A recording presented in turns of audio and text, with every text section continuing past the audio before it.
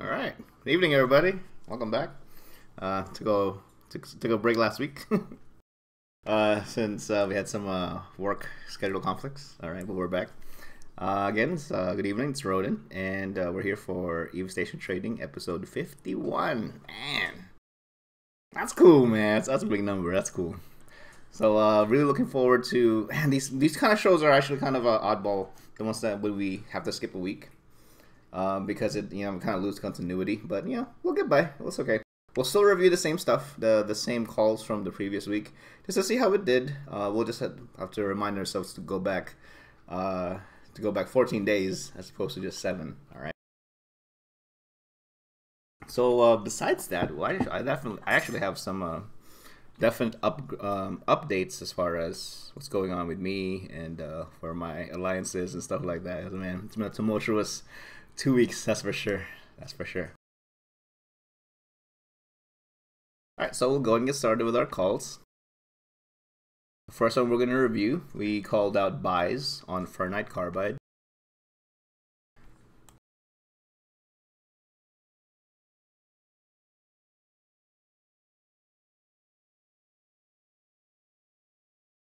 So 14 days ago would have been like somewhere around here. I'm almost certain we called this kind of like could be a strong scenario where we keep calling it, then it keeps just going lower and lower and lower and lower. Funnily enough, it looks like it finally it was a good call to call it a buy because it actually was a buy. But now that it's finally hitting resistance on the low end, which is nice, it's a really good sign that if you bought even from 2 weeks ago, pretty close to the bottom here, actually. That's actually not bad. It's definitely more attractive within the last 7 days as opposed to the last 14 days, just based on the chart. So that was a good call. That was a good call.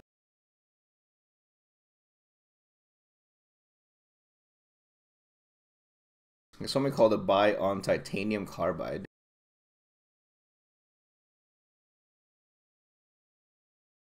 These carbide calls are really funny. So we're calling the ones we didn't call from 2 weeks ago this time around, so funny how that works.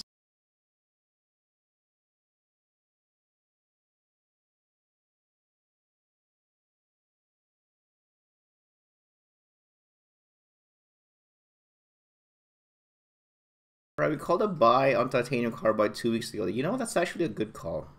That was a good call. Let's go back. Let's actually count back 14 days.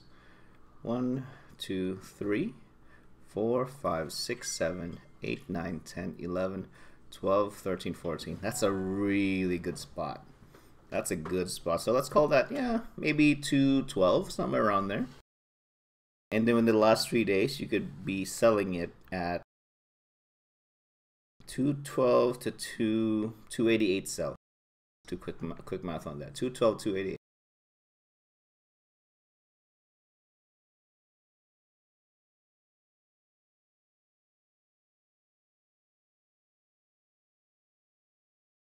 It can't be right. If it is, that's really good. That's 35% increase in value. Wow. That's huge. Okay.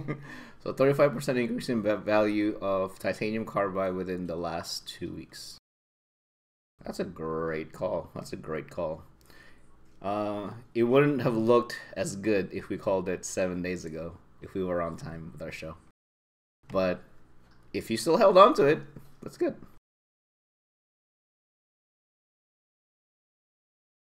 And buys on the carry. Carriers are fun. I think people were. I think that was such a panicked response on the Macarials when the blogs came out. I mean, in the end, they were still good. I thought they were still good. Maybe not. Were they still top of the line though? I don't know, but definitely still, near the top, I imagine. But I'm not a big time FC, so I don't know. I don't know about those coalition considerations. Okay. Let's see what the market says about them. It's still a buy technically. Let's go back 14 days just to be sure. 1, 2, 3, 4, 5, 6, 7, 8, 9, 10, 11, 12, 13. Well, that's actually really neat. We called a buy right at the actual floor. It's pretty good. It's on the verge of flipping over to a sell signal. I don't know if you have enough on it. So let's call this. That's probably what, like 470, 480, somewhere around there. Let's see what it costs right now. 527. Okay, so let's go 470. Let's go 480. 480 to 527. 9%. That's not bad. Considering the actual cost per unit, that's not bad. 9% is pretty good. It should be more. Well, will it actually cross over to sell signal, or will it just start going sideways? I think it's gonna go sideways for a while. The reason I say that is because the top end of the Danshin right now, it's a very clear ceiling, and the mean has been actually pretty consistent.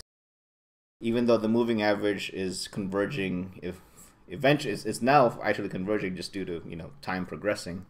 I don't think anything's going to change right now fundamentally to either increase or decrease the demand for the material enough to actually sway it off this what seemingly is going to be a very hard trade channel. Yeah, I think it's gonna go sideways. I think it's gonna go sideways.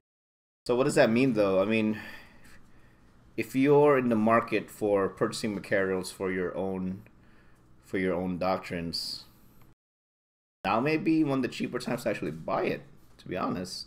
So if you're the guy who controls that wallet for your alliance and like, oh, we want to get materials on hand for fleets, now may be the time to get it on the cheap like this.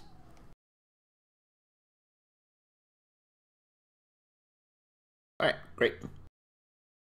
All right, so those were all our buys. Now I'm going to go over the sells that we called from 2 weeks ago. I'm going to start off with the Eagle.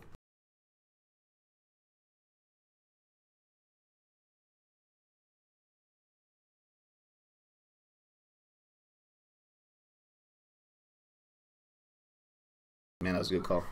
That was a good call. Let's go back 14 days. 1, 2, 3, 4, 5, 6, 7, 8, 9, 10, 11, 12, 13, 14. We got it at the actual crest. It only would have been like, what, like another 5 days beyond that.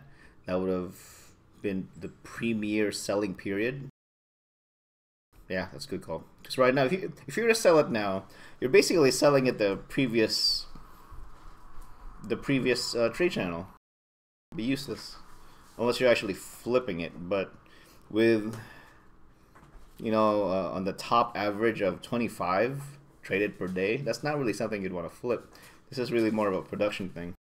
So if you happen to have Eagles on stock 2 weeks ago, you sold it, or you had a bunch of Eagles going out of production or completing their production cycle 2 weeks ago, you would have been in tip-top shape to actually sell it. That would have been the best time to sell it for the last 90 days. Actually, throughout its history, that would have been the best time to sell it throughout its history. So hopefully someone took advantage of that. Because I sure as I couldn't. That's good, but I mean, is that a sign that Eagles are going to be pretty strong for this meta, for this ADCU meta? I don't know, but they definitely were strong when we went against them back in Proby. They're really strong. Great.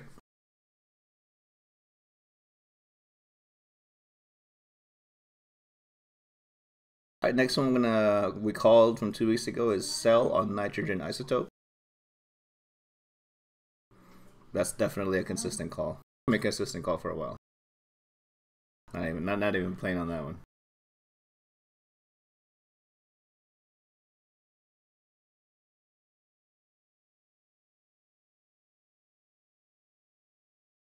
Yeah, it's good.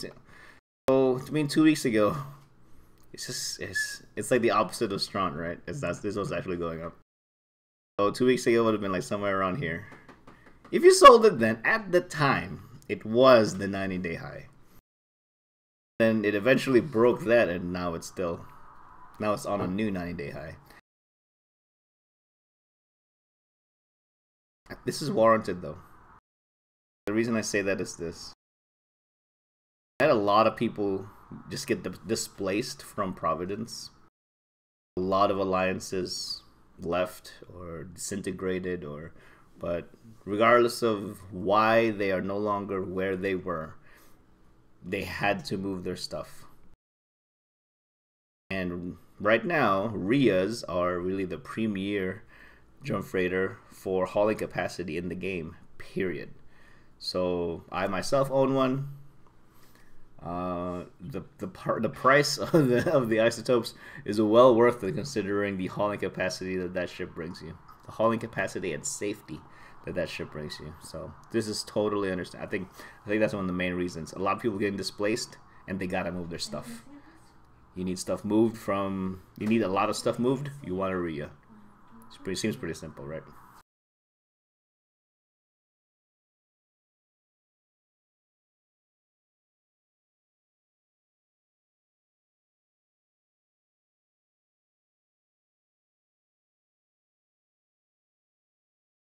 And last call from 2 weeks ago, nightmares.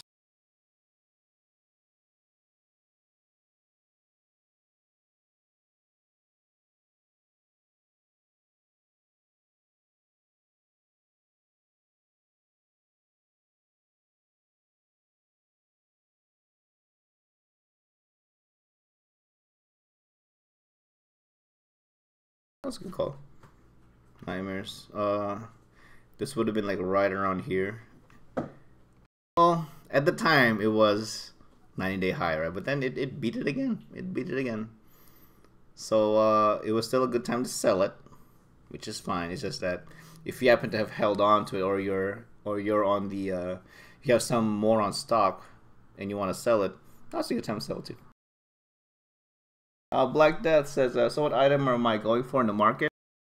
Right now, we definitely have our calls for the week. There's nothing super crazy on that one. Nothing groundbreaking. It's just a lot of things that are just going through its motions of going through price action movements, right? Sebastian says people replacing ships lost during Burn may also be a factor. Yeah, there is that too. To be honest, I haven't seen any numbers from Burn. To be honest, I didn't even know what's happening. I'm pretty sure that caught a lot of people by surprise, and just the fact that was happening during the massive displacement of people from Nosec, from one established region. I'm pretty sure that added to the salt.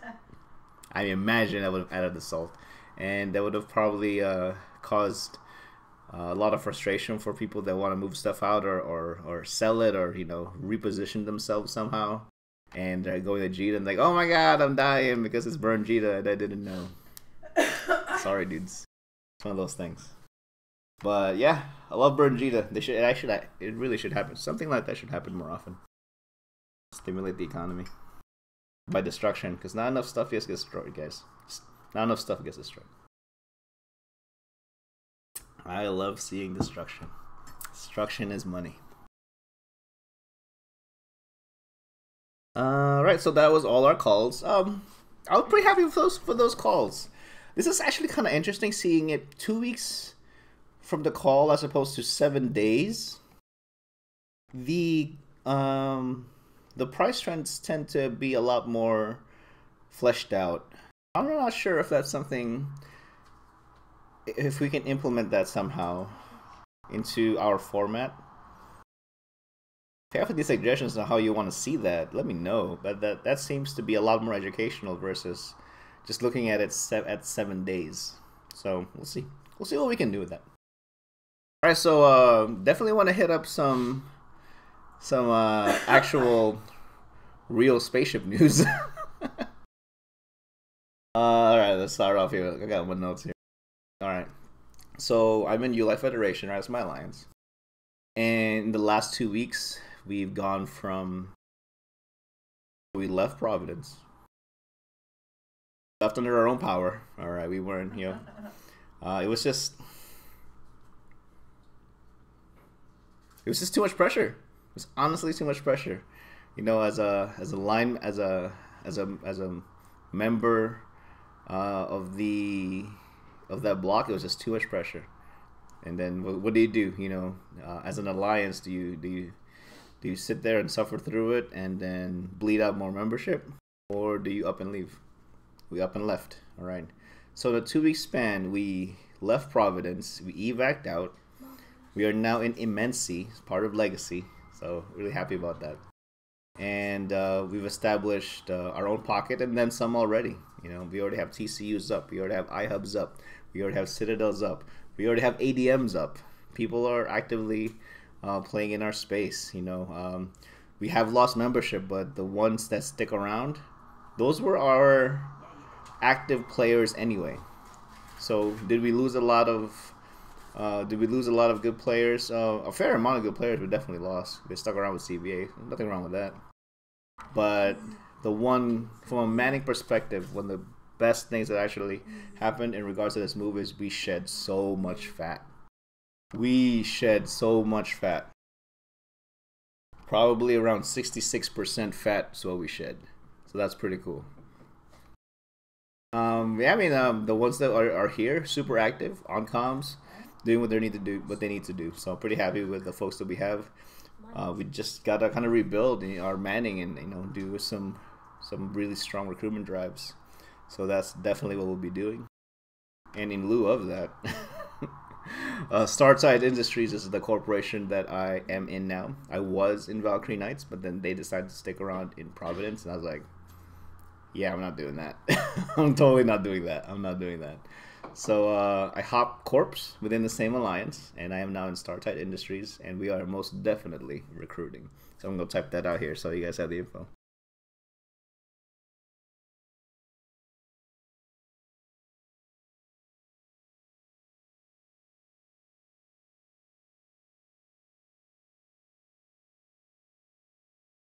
All right, so what are we looking for? What is that? What is Tista, Startide Industries, looking for?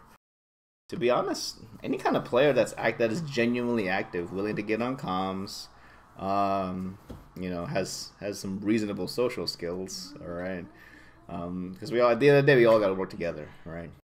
You can be a miner, you can be a PvPer, you can be a general indie guy, you can be a market guy like me. You know what I mean? So we make sure to utilize whatever it is that you enjoy doing in the game. I think that's one of the really cool things about that corporation is, as long as you're playing, for the most part, we can work together some way somehow, right?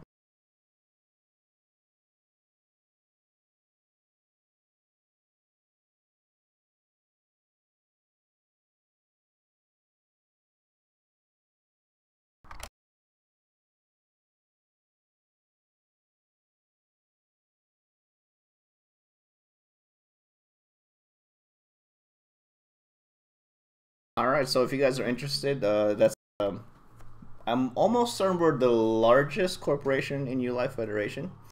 So there's that. We definitely have the manpower. Could definitely use some more able bodies. All right, it's a pretty good space, to be honest. It's kind of funny because the first type of space that I was in was actually this is Minmatar Nullsec, basically. It's good rats, or challenging rats for sure. So yeah, if you're interested, look us up, and we'll see what we can do as far as recruitment. Kitsune says, do you not feel that these packs they sell, Galaxy packs, etc., have caused a bit of volatile action of PLEX pricings on PLEX pricing's behalf? Why, yes, absolutely. And that's definitely why one of the calls we have for the week is PLEX. And we will go over that because, man, we'll go over it. I'm glad you brought that up. But basically, the quick short answer is you should really be buying PLEX right now. You should really be buying PLEX right now. Oh snap! The dudes are here. Corp invasion. Love it. All right, guys. So let's see, guy. So talked about the last 2 weeks, what happened with Yulai Federation, Startide Industries, from Providence to Immensea and Legacy Coalition. Excellent. Now moving to the physical movement of goods and manpower to Immensea. The challenges of restarting a new region as a market industry person. So what are the challenges that I experienced as an indie market person? It's bad I should have bought PLEX yesterday. It's still pretty good today charts wise, so there is that. Kisson says, I was about to invest 70 billion, oh my god, but I'm so scared of making the wrong call and losing a lot. In general, I think that because of the much lower price per unit of PLEX now, it actually lends itself to a lot more stability. A lot of that, I would say, more often than not, the only fundamental change that would actually sway PLEX prices in an incredibly aggressive manner is actually sales. So if you can plan your purchase or sales of PLEX around the PLEX sales, I think you'll be in much better shape. It may take some kind of well, I'm not sure what you would call it, but reviewing the history of when sales were and what the PLEX price action looked like. I think there's definitely value in looking at that if you want to go that deep. But just know that if there's a PLEX sale coming, be prepared to drop. Be prepared to purchase some. Be absolutely prepared to purchase some.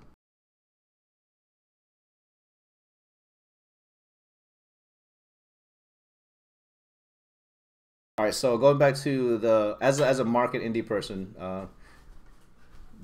going into a new space, what are kind of the things they should probably be thinking of?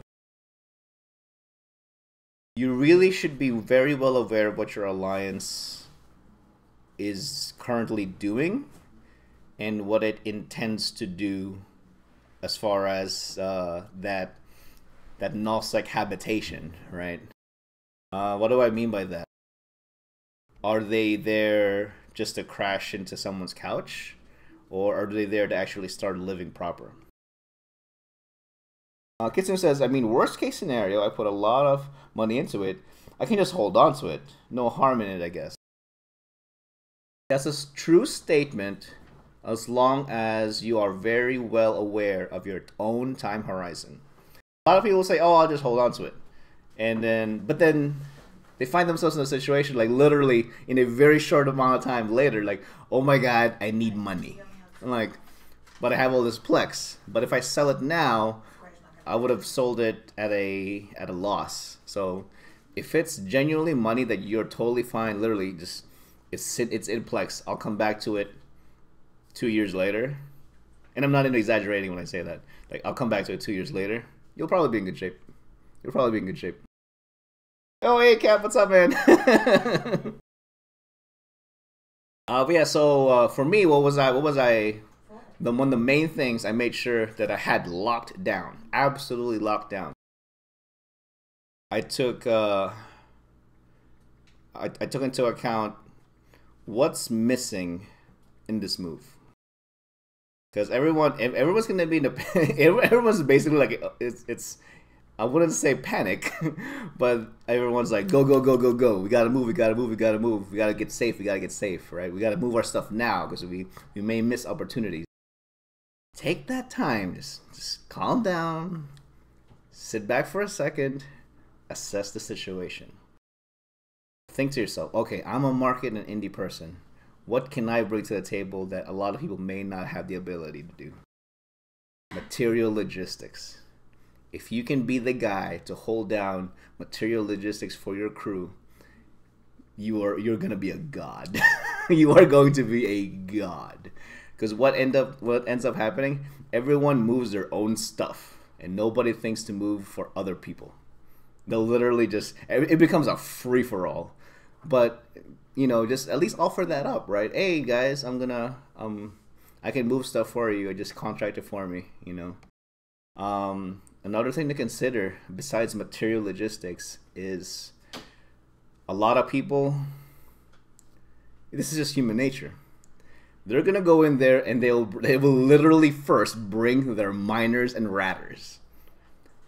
Be the guy to provide combat ships, please. If you're the Indian market person, be the guy to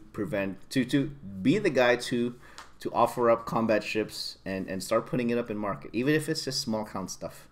Because you know what? People aren't even thinking about that. In their heads, they're already thinking, "Oh, I gotta recover ISK. I gotta recover my ISK making operations." That's what they're thinking. That's such a human thing, though. You can't really fault people for that. Cav says, "I won 10 billion from INN the other night on a giveaway freighter." What? Lucky, man. That's good. So another thing to consider. So we talked about material logistics. Talk about provide combat ships. Another thing that you can do that it really helps. Give your crew the lay of the land from a market hub perspective. Just give that information up. Don't hold on to that information, man. Because you know what? If you give them that information, then they themselves hopefully will be able to actually fend for themselves. They can go buy their own gear so that they can entosis the pocket. They can go figure out where the contracts are coming from so they can get their doctrine ships so that the few guys who end up doing the material logistics aren't super overloaded. Because it's so easy for us to get overloaded, especially because if you think about it, a jump freighter, you don't just have a jump freighter. You have a jump freighter and sinos. It's always at least a 2-account play. Always. And if it's not, you got balls of steel. You have absolutely balls of steel jumping into sinos that you don't see yourself. I would never do that. That's just me, man. I would never do that. Okay, so that was Dirk's freighter. Nice. Well, besides that, so if you can be that guy for your crew when you're doing a large move to cover those bases, man, that's a great help, you know, because a lot of times people don't think about that stuff. But if you already have the mindset of being a market indie person, this kind of stuff you're kind of thinking a lot of anyway, right? You're just kind of spreading that knowledge out.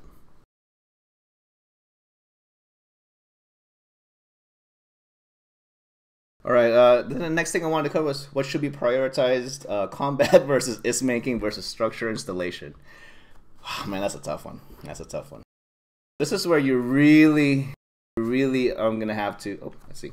Cap says, yep, have my insertion BPCs package all ready to go, including mods. You know what? That's a really good point. If I can make an analogy, like going into a new nullsec region feels like a much larger scale wormhole habitation for like a solo guy, for me, or a small gang guy. Hey, Martin, what's up, man? Akula, dude, I'm so sorry, dude. I never had the 10 items, and now I might have to just ask you for your basket. I might have to. Can you just show us your basket, bro? As far as the analogy of a large alliance level move from nullsec space A to nullsec space B, it's kind of like me and my small crew of wormhole dudes starting to inhabit a wormhole. We basically have like Tech 1 hauler care packages. So this was if you can imagine back in before Citadels, it's just POSs. You can literally have a POS, ship hangar, corporate hangar array, and some fuel, all in one Tech 1 hauler. And that's basically your base of operations. So if you can think about having something like that, that's definitely something I have to start thinking about is, what if something happens and we have to evac? Can I move everything in one day? I have to be able to move everything in one day. So if I can't, that means that stuff just goes to asset safety. And it's going to be a while till I can retrieve it from asset safety, not going to lie,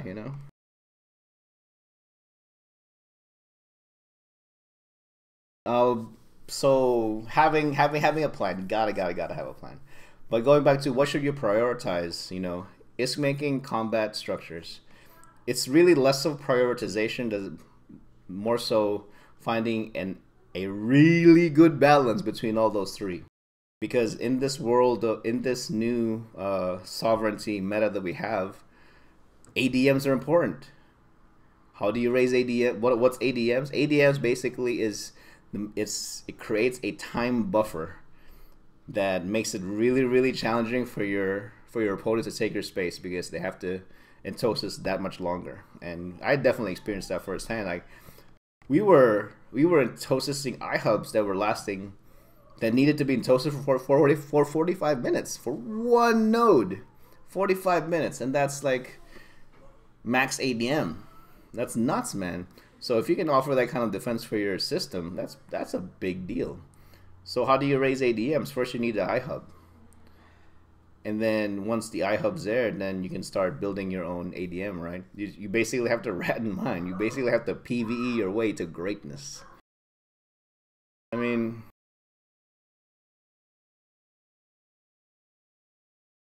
it's a I don't know. I wish the ADMs counted more for killing rats than it does mining, but that's just me. It feels like it's a lot easier to raise it via mining than it is via ratting. I may be wrong in that, but it at least that's how it feels like.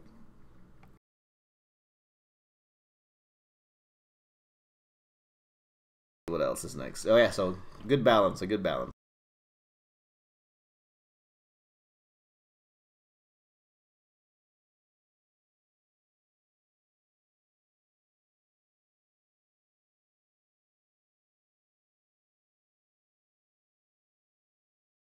Oh, there's one thing I actually want to share with you guys. Let me bring it up real quick. Man, this may be hilarious.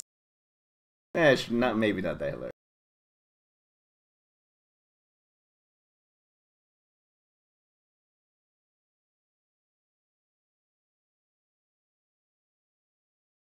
So so how am I settling post Provi? I'm all settled in, man. Like the mineral bite orders are up. I'm trying to develop a I don't want to compete against Alliance buyback. I really don't want to compete against Alliance buyback. So I think I'm gonna have to attack that problem via general market buy orders. It's gonna be a lot more challenging to actually figure out the loot. Actually, it's not gonna be challenging to figure out the loot table. I mean, that's gonna be easy. Just do a couple of sample runs through havens, or yeah, just through a couple of sample runs against probably with havens and hubs and its variations. That should give you a really good sample of loot drops, and just make buy orders from there. Oh hey Shadow, what's up, man? Caps is rebalanced, rat bounties maybe, but yeah, it's really difficult to get mining time from your pew types. Yeah, for real, man, for real. But we'll see. I mean, right now it feels like I'm a lot more settled, a lot more quickly, because everything is new. For those of you guys who don't know, so this is legacy space, right? And we're specifically in the Immensea region. When we first got here, there was literally like 2 viable stations you can buy stuff from. It's terrible. Every time I needed anything, I didn't bother looking up the market in Immensea at all. I literally just went to catch, which was like, you know, like 4 to 6 jumps away, and then viewed the market from there, straight up. The Big Thor name, on the other hand, it's easier to get miners to pew as a full-on activity. Yeah, I think so. I mean, it's a lot. I guess it's finding that balance, right? Because is it a lot more abusive to the system to have more genuine multi-box miners versus multi-box ratters, and how does that play into kind of the ecosystem, right? Yeah, okay. But we'll see. Yeah, we'll see. I mean, is that some? Hopefully, that's something that's on the table. I mean, we just recently got jump fatigue changes. I'm not sure about those jump fatigue changes, man. It's like if you're going that far into being generous with jump fatigue, you might as well just. Do you want to just take it off and use another system altogether? I mean, just saying.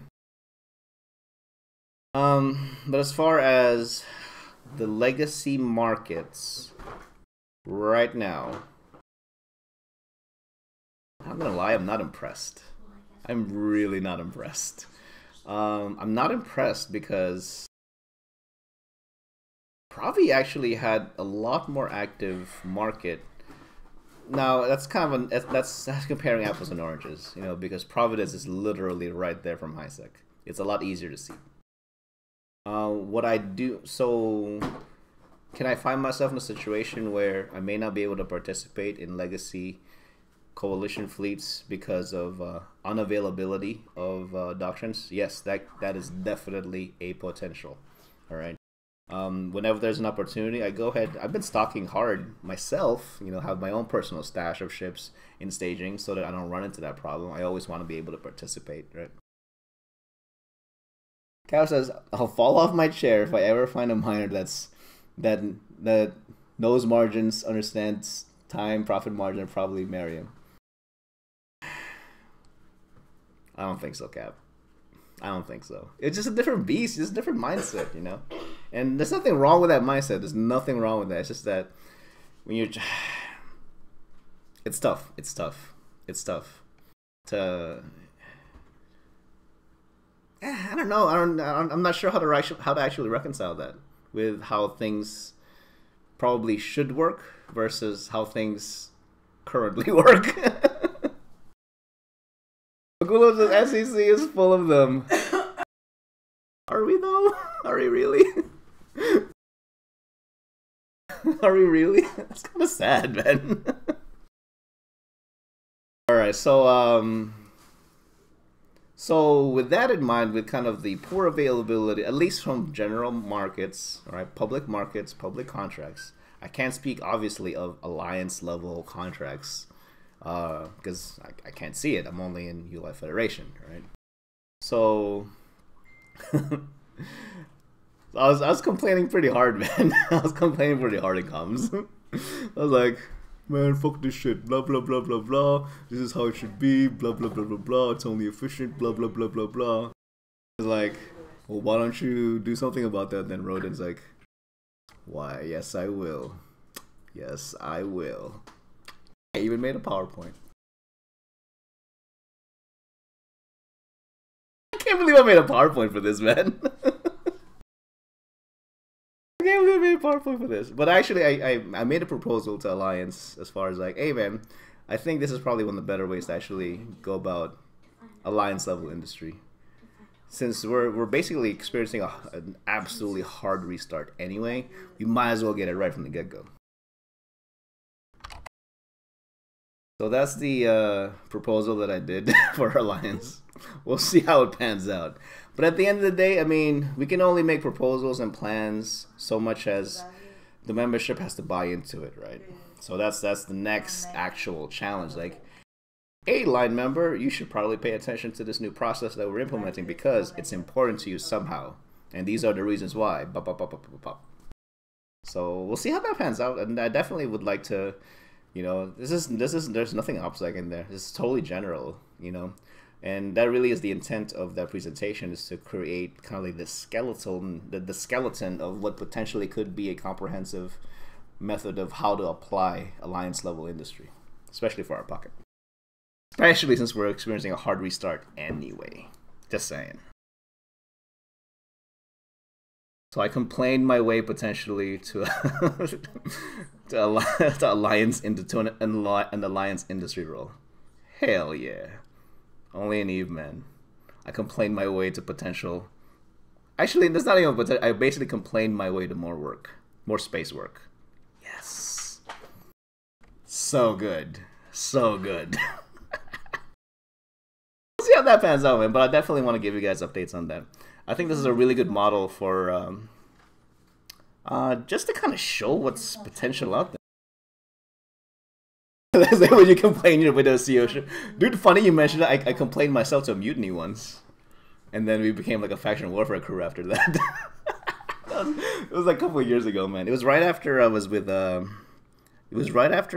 Brave crew, or like a post-Brave crew. They started their own corp. And I mutinied the shit out of them, man. And we became a faction warfare crew after that. It was great. It was great. We had a great run. Great run. Some of those guys still play, actually. So it's pretty cool. All right, so let me know what you guys think. So far, I think one of the biggest challenge. This is trying. That's so true, God. That's so true. My biggest challenge, I think, with even attempting to assist with with alliance level industry is not so much. It's not like the expertise collectively is there, right? The people that can build are already there. The people that can do market stuff's already there. It's just having people buy into a single methodology, a single process, as opposed to Corp A is doing this method, Corp B is doing that method, Corp C is doing that method. We all kind of actually have to come together. And this sucks to say, but corporations sometimes gonna have to give up a little bit of their autonomy for the benefit of the alliance. A lot of the more successful alliance level industry projects that I've seen work like that. So much so to the point where like the entire operation is literally ran by like a handful of dudes. You got like your one guy with like 5 drum freighters, and you got your one guy that can build literally anything in the game, and like the little minions that help. So hopefully we can find something that's a little bit more towards the center. Well, that sounds like herding cats. So yes, it really is. So much like the PvP world, the industry world has herding cats as well, as we all know. You can totally herd cats in an industry sense as well. Kind of weird how that works. We'll see what we can do, and I definitely want to give you guys updates on how we're doing. But for as of right now, what I've done in support of my plan is creating buy orders, having the availability for our harvesters to actually get paid for their efforts. So I already have mineral buy orders in our pocket tied to just the station. So I don't want to go all out yet. So just the station. I kind of want to make it easy for myself too, Yeah, Cav's trying to call leadership. Some brainy college dude, a shiny Diplo shuttle deserves that. Oh, Diplo shuttles. Awesome. Awesome. Let's see. I mean, funnily enough, I've actually been getting contacted by dudes from Brave more often than not, actually, which I'm very, very thankful for the information. You know who you are. Very, very thankful for the guidance of kind of like getting a picture of the lay of the land, which is really, really awesome. Oh, one thing also that I actually want to share with you guys. This is definitely not OPSEC. So I'm a jump freighter pilot. I actually am proposing. I'm probably gonna be doing this. Probably starting next week.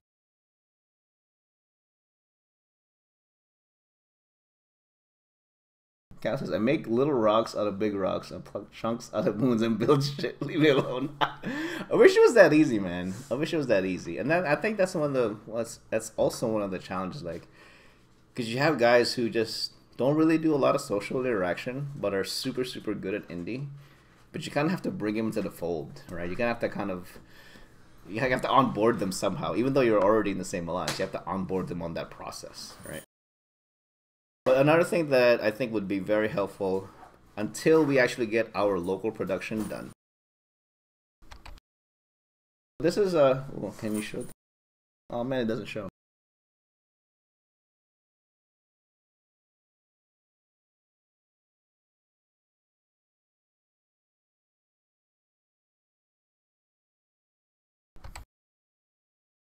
Not back.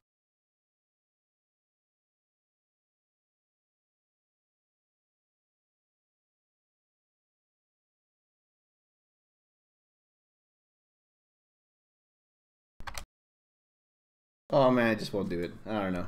But basically, yeah, it's not linking for me either. Maybe I don't know if it's too big or what. But basically, that's a dotland route of what I'm basically gonna be hopefully running to help my alliance kind of get stuff together. It's basically going from our pocket to the 3 main hubs for Legacy, or as far as I know.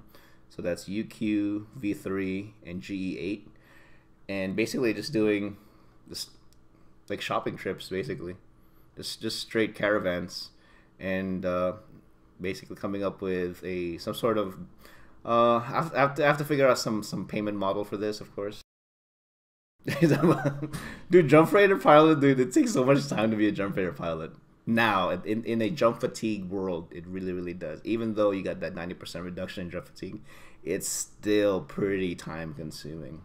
So until my alliance is actually locally produced, like no joke, locally producing the stuff, we have to, instead of going all the way to high sec though, we can tap our legacy marketplaces to fill our needs of, like, we need ships, we need modules, we need drones, whatever it is, right?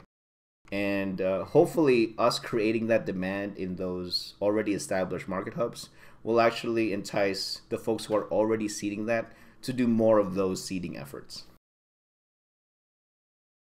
Cool says, how do you think the upcoming fatigue nerf will affect my trading? Is it really a nerf though?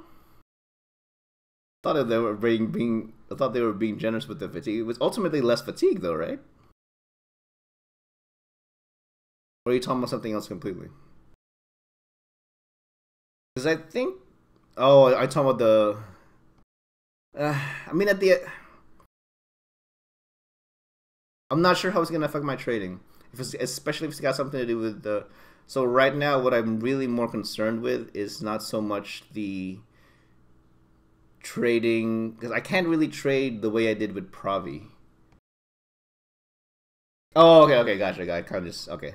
So at the end of the day, I'm more concerned with the cost being a little further out, a little deeper into nullsec, right? So the time is not really a barrier for me because I can wait. You know, like, don't give me a courier contract like to be done in one day. I'm not even gonna accept it. Give me 7 days and I'll get it done. Yeah, I mean, to me, it's irrelevant actually. What's more relevant to me is like the price, is the price of the fuel, because that's the biggest multiplier. That's the biggest factor into how much I have to charge the guys. And actually, it happened yesterday. You know, I was pricing it to where, so from our main state, where we live, to the last low sec before going into Amar, that route costs 86 million ISK in nitrogen isotopes. And I was basically offering to do that route for 100 million. I'm actually getting, it's actually really cool because before, I think I offered my services way too cheaply. The people were just grabbing it up. Yeah, I'll pay now. Like, I'll please move my stuff. But now I'm actually getting like, oh man, that's kind of expensive. I don't know if I want to hire you. But I was like, I think that's good. because people just have to realize, man, like, just because you paid for the fuel, but I'm still burning my time. I still need to be paid for my time. Not necessarily in ISK. It's not always about ISK. Maybe if it's some other gameplay thing, right? But I think that's really good because it created enough of a barrier to some people may go, you know what? I'm just gonna find another way then, which is fine. And like, I don't need to do that service for you, but I will offer. The offer is there if you want it. It's just that I must be compensated for it as a service provider. I must. Because if your customers are complaining, you're not charging enough. That's so true, man. So I was like, I thought that was a really cool exchange that I had with my alliance mates. Like, oh, because at the end of the day, he's like, you know what? I think that's too expensive. You know, yeah, it's totally fine. I'm not mad at you, man, because it is kind of expensive. Because the fuel is actually expensive, you know, for the length of that route. Cool says, that's how I know my prices are okay when people are whining. That's so true, though. That's so true. That's legit.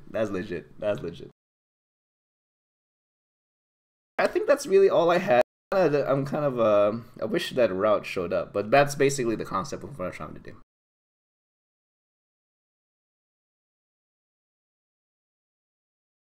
So let's go on to our calls for the week. The first call for a buy, Imperial Navy Praetor. We got a little thing here. Normal, hey man. Says when 50% of your customers are complaining, you have hit the sweet spot. When 100% of customers are complaining, yeah, I mean, I definitely have people who've taken me up on the service. more people taking me up on the service than saying, or at least verbalizing, yeah, that's too expensive. So I think I'm in a pretty good spot. Get 50% of them a discount. That's legit. That's legit. The first thing I'm gonna look at for buys are the Imperial Navy Praetors.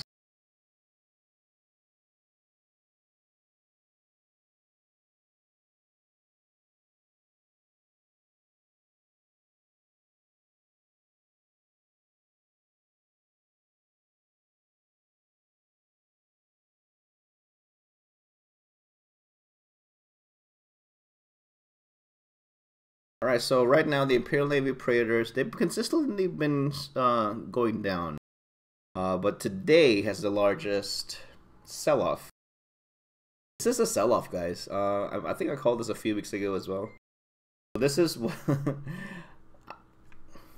when I sold off my LP in Faction Warfare. I almost always would look at drones first. This is what it looks like, and.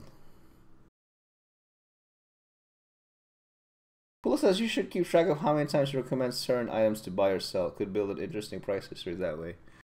Well, that's a good idea. Yeah, I mean, between that and going back 14 days by 7, actually, the chart was a lot more fleshed out, and it made a lot more sense, actually, with the 14. I might have to change my time horizon to 14 days by 7. I'm not quite sure how to format that into what we currently have, but if anyone wants to kind of see it a certain way, that'd be great.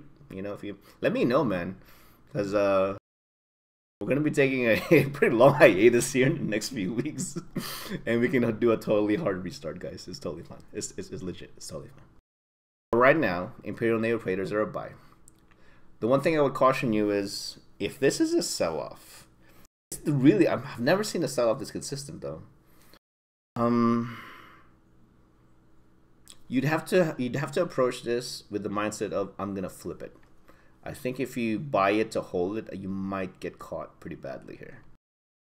Let's take a look if this is flippable. So it is showing buy signs, so that's good. Is it flippable though? 2.4 to 2.1, that looks pretty flippable actually.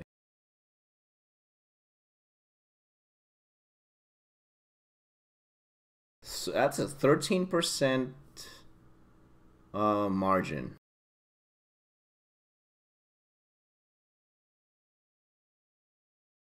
I wonder how this actually looks in a MAR. Something tells me in the MAR it is actually much more expensive. You may be able to actually arbitrage this between Jita and the MAR if you have the courage to do so. Cool says at the end of the year you could have a summary. I recommended X 24 times. Oh, that's kind of cool. I should keep track of that. I should keep track of that. Yeah, totally. Maybe that's something I can start as opposed to going back like through all the shows. Ugh. I think that wouldn't be too difficult because the things in the bottom I can just pick it out, right? We'll see. We'll see. That's pretty cool. That's a pretty cool concept. So it's so Imperial Navy Praetors, buy signals, and currently flippable. You should totally play this. You should actually go. You should play this actively. You should really play this actively. If you have the time. I was right now not going anywhere near Jita. I got here yesterday evening, evening time, like right around this time yesterday. No problem. It's no problem. I mean, the burn is done, man. So, and for the most part, I almost certain they leave you alone unless you're a freighter. Because, you know, it kind of has to be people like to be as positive, so. Alright, so the next call, guys, is going to be PLEX. PLEX looks so good to buy right now. So good to buy. I don't even care what this price is. I don't even care what the price is right now. What I care about is the chart. Right now. 90-day lows, guys. 90-day lows. That's huge. If there's ever a time to purchase this within the last 9 months, like now is the time. Now is the time.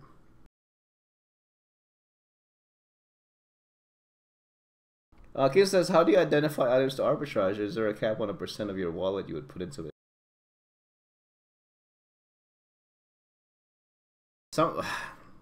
I probably should have called that arbitrage because there's not enough volume. Yeah, that's not enough volume. Let me retract that. I can't make an intelligent call. I'm totally making assumptions right now. I can't make an intelligent call on that until I actually look at the Amar picture. Something tells me there's a big enough discrepancy in volume and demand for that item between Jita and Amar. Fundamentally speaking, a lot of items that are Amar based, like Amar faction stuff, they just play better in Amar period. They just do. They just do. I mean, that's kind of normal, right? You know, because it's your natural racial hub. So your own natural racial faction stuff will do better there. It's just that when you're when you're comparing it against Jita, there's a play there. A lot of times there's a play there if you're quick enough.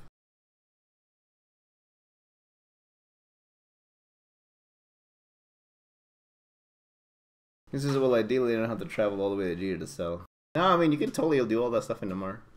I actually even got to play some Dodixie plays this week, oddly enough. My old one, the wormhole that I was in when I finally evac'd it was actually near Dodixie, so I just dumped everything.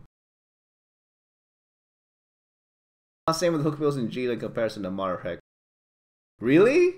That's actually kind of surprising. When I was still playing Heck, hookbills were actually quite popular. Like, it was a near one-to-one, at least price per unit comparison. All right. So right now, from what I understand, there's a PLEX sale or something like that, and you can definitely see it.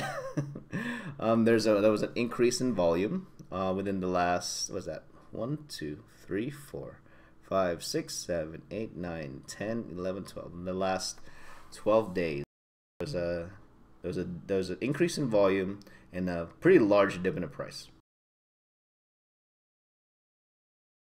Cool says Slicer went downhill hard thanks to Retribution becoming de facto Slicer 2.0. Yep. Yep. Yep. Right now, if you have the ability to buy into plexes, even if it's not a whole lot, yeah, even if it's like, I don't know, $1 billion or 500 mil or something like that, a couple hundred mil, whatever. You should, man. You should totally play this. This is an easy play. This is an easy play to watch and just watch it go through its motions. So if you buy it now, as close to 3 mil as you can, let's see what it looks like right now. Let's say you place buy right now. It's sitting at, you know, a bit over 3 mil. You place your buy orders. Let's run on the assumption that all your orders at slightly above 3 million is actually all gets matched. Every single one of them. Let's say you're kind of a lazy guy and you sell it at 3.2. So 3 to 3.2.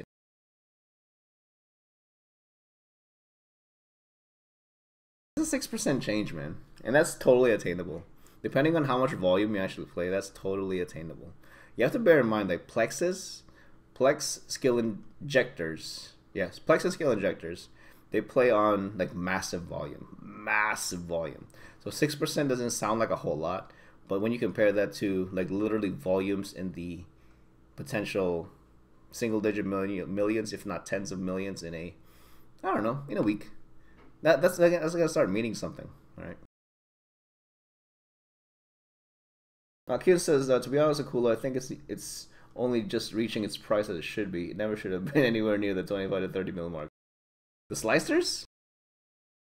Oh, that was totally warranted. It's not necessarily from if you're talking about the slicers, not necessarily from a performance perspective, but more of a Mar LP value perspective. I think that's historically accurate from what I can remember.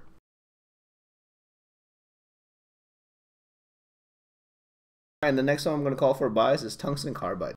Back to carbides, man. I really got to school myself more on these carbides and how they actually behave in Jita.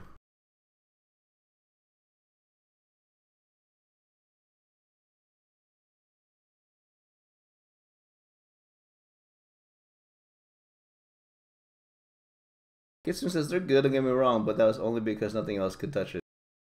Yeah, that's true. Especially in the hands of an actual slicer pilot. Oh my god, they're so nasty. They're so nasty. Alright, buys on tungsten carbide. So this is basically a mirror of one of the carbide calls that we had last week, right? Now we're actually seeing in front of us right now the actual low resistance, the actual floor of the tungsten carbide in the last 90 days. It's actually pretty impressive to be in this spot. Could this be like Straunt?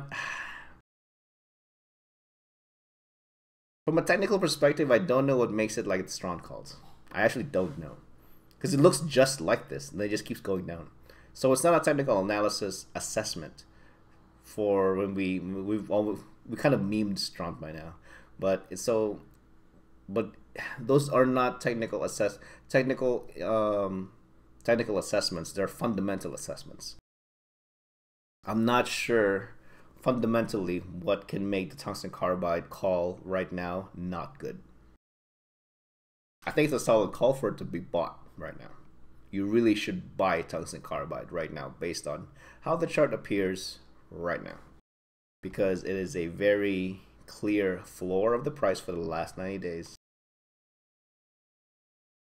And the downtrend channel is actually kind of creeping out there. It could actually meet it up and actually reverse.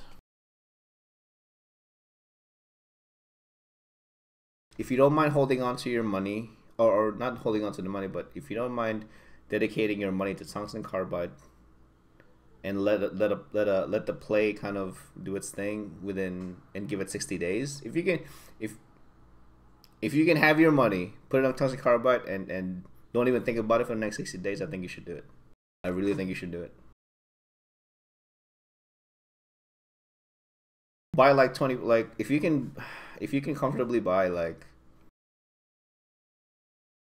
10-15% of a daily volume, of an average daily volume, you'll be okay. You'll be okay. I think that's a good speculative move. I think you'll be rewarded for it. I really think you'll be rewarded for it if you literally let it sit there for around 60 days. We'll see. All right, so those are all our buys. Next, we're gonna go on to our sells, guys. We're gonna start with nitrogen isotope. It's so expensive. The topes are so expensive now, guys. So expensive.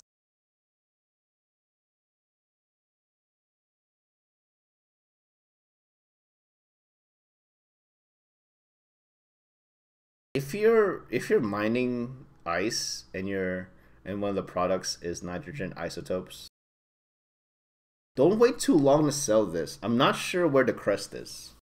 I honestly don't know where the crest is. I think it's approaching though. And this is why I think it's approaching. The last few days of volume have been really low, so they're straight buys.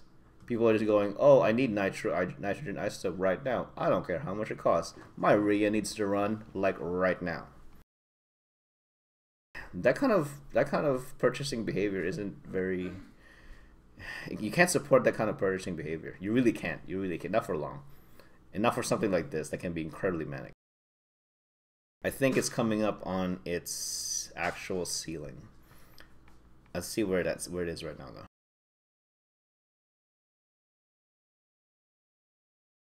Ceiling's probably going to be like 1-1. I'm imagining the ceiling's going to be 1,100 ISK per unit of nitrogen iso. And the reason I say that, another reason I'll say that is this. That's the top end of Amar pricing for nitrogen iso right now, and not a single ISK more. Even the guys who have been very violently displaced aren't even paying more than 1,100 ISK for a single unit of nitrogen isotope, and the market's totally fine with it. So I think that's the actual ceiling, or really close to that 1,100 ceiling. Cap says, yeah, I've noticed an increase in ice bleeds in the last week. Yeah, man, because it's gonna come to this point where like, oh, let's buy all the Caldari ice because it's really good to sell right now. But then by the time like that ball starts rolling, it just comes to a head with the reality of the supply and demand picture that it actually creates a crash. It's actually a beautiful thing to see. All those side ice miners, beautiful.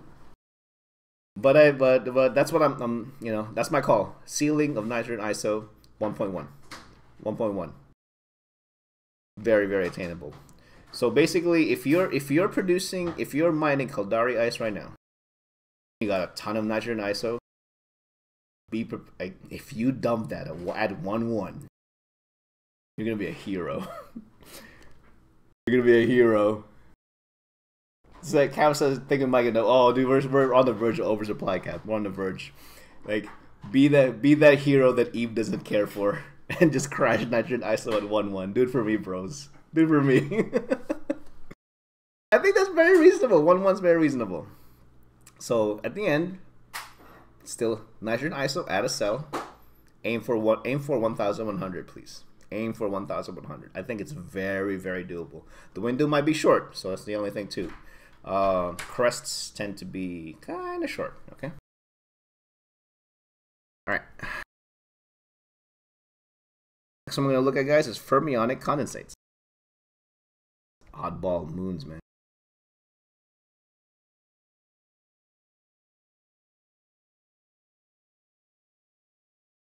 Reaching 90-day highs. Easy sell. Easy sell. Totally easy sell. See what makes this, or what's it make? Oh, I can't say. I really gotta get better at what makes these things, guys. Sorry. Really gotta get better. But if you happen to have this, or you can create it,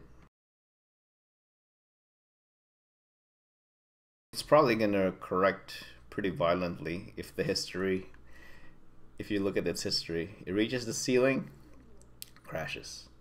Reaches the ceiling, crashes. And it's reached that same ceiling, should crash. It should crash. How violently, we don't know, but it should. If you look at the other two crests, so it'll probably give you an idea.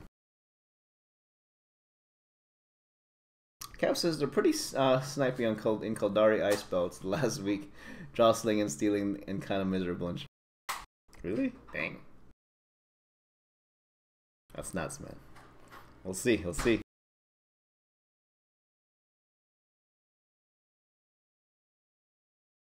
All right, and the last one we're gonna call, guys, is the Serbs. What we call the tungsten carbides or bides, right? Tungsten carbide's Caldari stuff. Double check that just to make sure I'm not talking out of my ass. No, it's not. We called the 2 weeks ago. Who was it? Sorry, not tungsten. Tungsten's Omar. We called from 2 weeks ago titanium carbide as a buy. Let's take a look at the titanium carbide picture.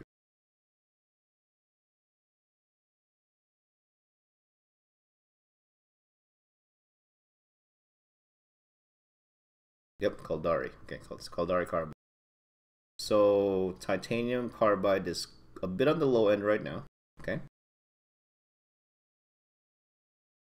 Now let's look at Serbs, which is you need titanium carbide to build Serbs. Okay.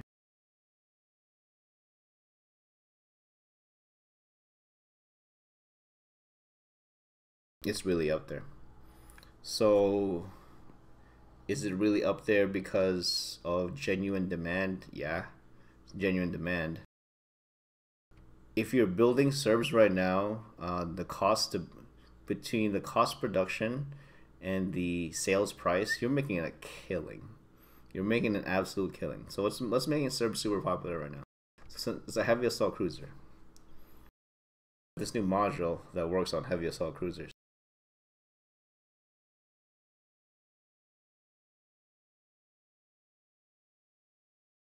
Assault damage control 2s.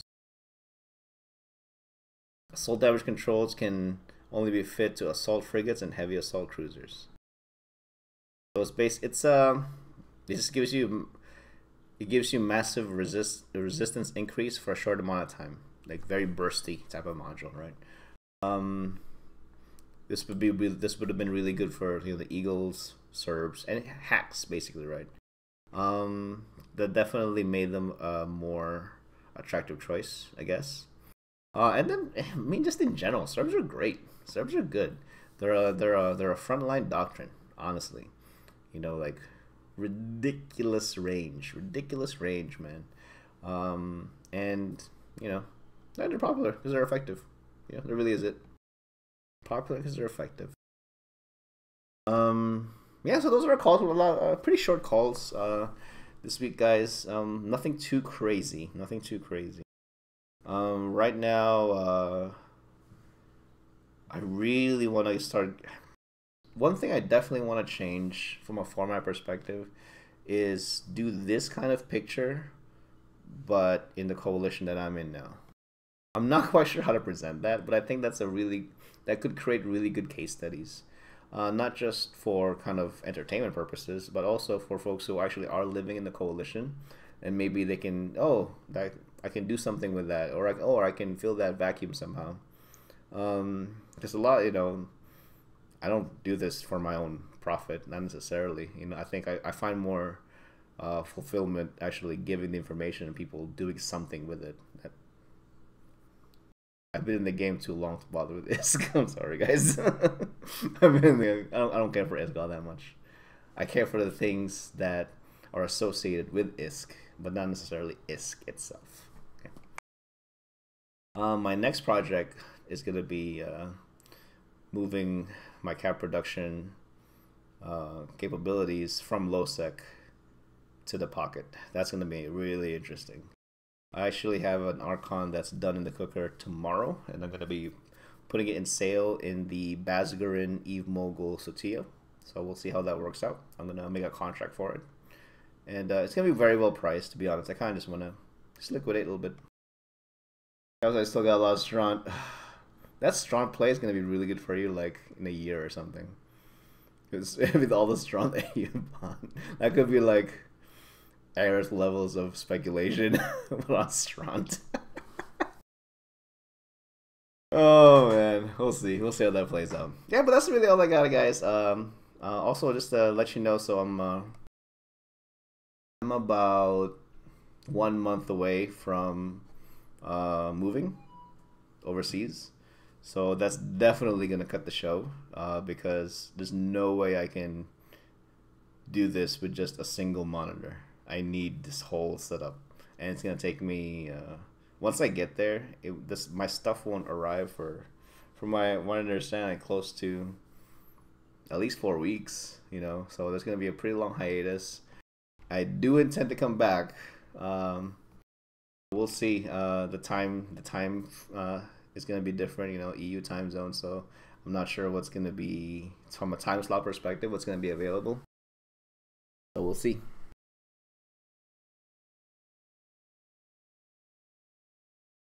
If there's no problem, if it doesn't give me 25, I'll build power blocks. Okay, sure, why not? Alright, but besides that, I'll let you guys know what's gonna happen. We'll see. Yeah. I mean, I honestly don't know how the restart's gonna happen, as far as, time frame when I can stream, or even availability of, being able to. I tend to go back to this, but you never know with my schedule over there. I don't know what's gonna happen. All right, so we'll see.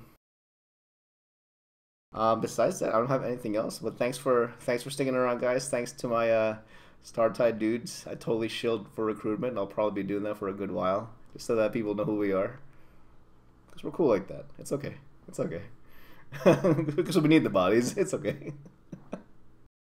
One last recruitment shill. I'm gonna write down my corp here.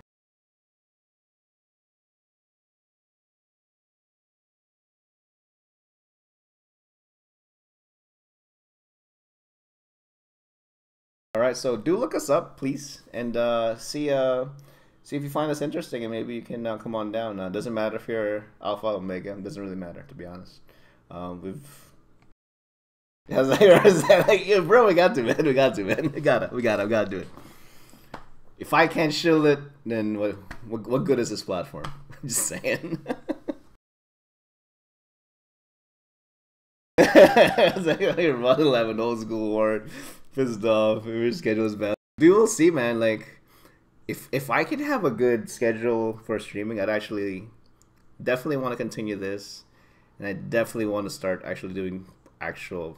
Maybe there's something I can reveal to you guys once I kind of get things locked down. But there may be some more, hopefully, some better streaming opportunities for me. So we'll see. We'll see how that plays out. Speculate away. I must cut it at that. I must cut it at that. Alright, but thank you very much, guys, for being here. I really appreciate it. And we'll have a few more shows together, and then long break. But then hopefully we'll break. But in a different time zone. Oh my god. I love that stuff. Alright, that's all I got, guys. We'll see you next week, and hopefully people make some pretty good coin on these calls. So we'll see how that plays out. Alright, guys. Thanks a lot, and I'll see you next week.